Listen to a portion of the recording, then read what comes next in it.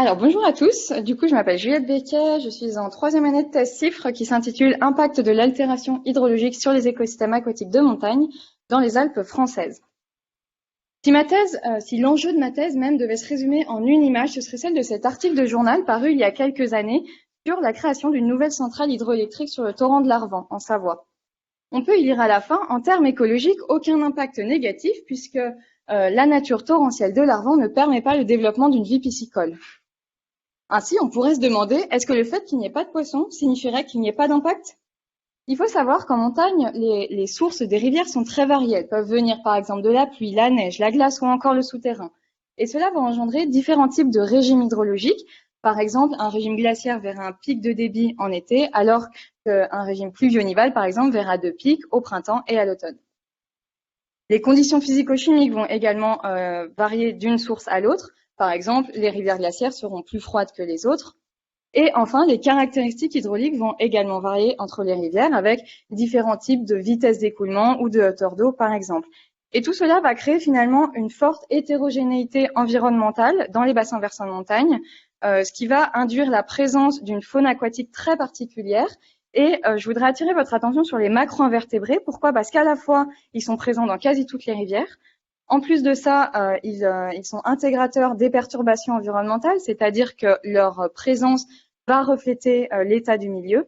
Et enfin, ils font bien évidemment partie intégrante de la chaîne alimentaire. Alors, on pourrait se demander quel lien il existe finalement entre les conditions environnementales très particulières des rivières alpines et la composition des communautés de macro-invertébrés. Bien sûr, nous ne sommes pas les premiers à nous être intéressés à ces thématiques, mais jusqu'à maintenant, aucune étude n'a simultanément mesuré l'ensemble de ces variables environnementales dans différents bassins versants et dans différents types de rivières. Et puis pendant ce temps, le nombre de petites centrales hydroélectriques dans les Alpes augmente considérablement. On estime qu'il y en a aujourd'hui environ 300, rien qu'en Haute-Savoie, Savoie, Hautes-Alpes et les Alpes-Maritimes. Et puis au niveau de chaque ouvrage, on doit estimer ce qu'on appelle le débit minimum biologique qui va nous garantir en fait la vie, la circulation et la reproduction des espèces qui vivent dans la rivière. Alors aujourd'hui, les bureaux d'études utilisent généralement la méthode des micro-habitats. Pour ceux qui connaissent la méthode estimable, reconnaîtront probablement ce type de courbe sur laquelle on peut voir, grâce à des modélisations hydrauliques et biologiques, comment va évoluer l'habitat de certaines espèces de poissons en fonction du débit. Sauf que dans nos rivières d'altitude qui sont pour la plupart apiscicoles, les bureaux d'études sont bien embêtés puisque cette méthode n'a pas encore été adaptée aux macro-invertébrés.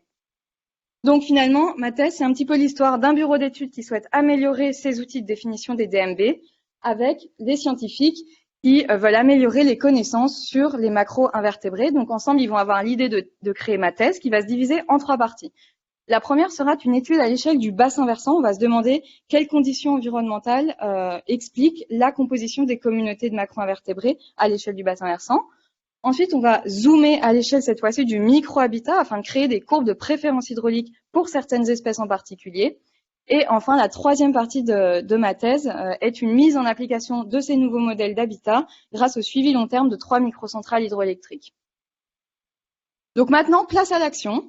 Pour notre première étude, nous avons récolté un jeu de données considérable avec 330 échantillons de macro-invertébrés, ce qui nous a permis de mettre en évidence que 83% des taxa modélisés sont négativement impactés par la turbidité. Ensuite vient le débit moyen estival, qui impacte 43% des taxa, et ensuite également la vitesse d'écoulement qui impacte aussi 43% des taxa modélisés. Donc finalement, ma première étude en a permis de mettre en évidence un rôle prépondérant de la physico-chimie dans la distribution des communautés d'invertébrés, mais également un rôle important de l'hydraulique. Et c'est d'ailleurs ce que va nous confirmer la deuxième partie de ma thèse.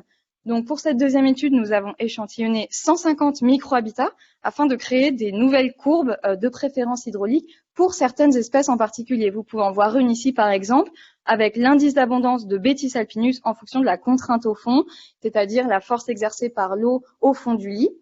Donc celle-ci, par exemple, va préférer les fortes contraintes autour de 13-14, mais pas trop, puisqu'on voit que l'indice d'abondance rediminue par la suite.